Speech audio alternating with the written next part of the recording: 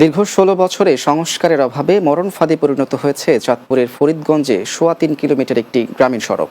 অনিয়ন্ত্রিত বালুবাহী ট্রাক চলাচলে ব্যবহারে অনুপযোগী রাস্তাটি, তাই প্রতিদিনই ঘটছে ছোট বড় দুর্ঘটনা। এতে অর্ধলক্ষ মানুষ পড়েছে চরম দুর্ভোগে। তবে দ্রুত রাস্তা মেরামতের উদ্যোগ নেওয়ার কথা জানান স্থানীয় সরকার প্রকৌশল অধিদপ্তর। চাঁদপুর প্রতিনিধি রহমান রুবেলের প্রতিবেদন, জানাচ্ছেন মাহমুদ রুবেল। চাঁদপুর ফরিদগঞ্জের সুবিদপুর পূর্ব ইউনিয়নের মুন্সিরহাট থেকে উভারামপুর গ্রামের প্রায় ৩.৫ কিলোমিটার সড়ক এখন যেন মরণ ফাঁদ। সড়কটিতে বছরের পর বছর ধরে হয়নি কোনো ধরনের সংস্কার, আর এতে অর্ধলক্ষ মানুষের একমাত্র যন্ত্রণা এই সড়কটি।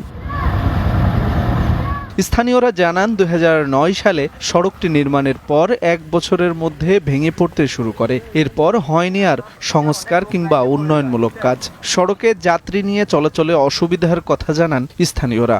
আমরা এই অঞ্চলের মানুষ অত্যন্ত অবহেলিত। এই রাস্তার অবস্থা আপনারা নিজেরা দেখেছেন, এটা একটা মরণ ফাঁদে পরিণত হয়েছে। আসা যাওয়া মানুষের খুবই কষ্টকর, আমার গাড়ির ক্ষতি, মানুষের ক্ষতি।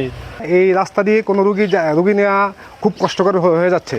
আমরা অতি দ্রুত এই রাস্তাটির সংস্কার এবং উন্নয়ন চাই।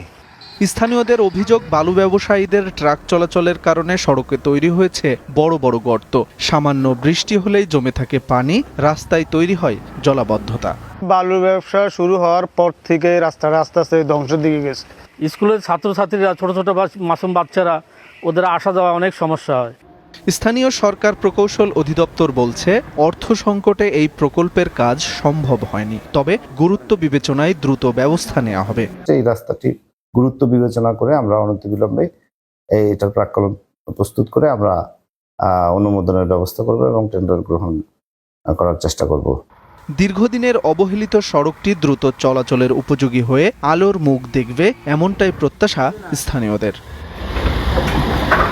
Desk report, Bangla TV.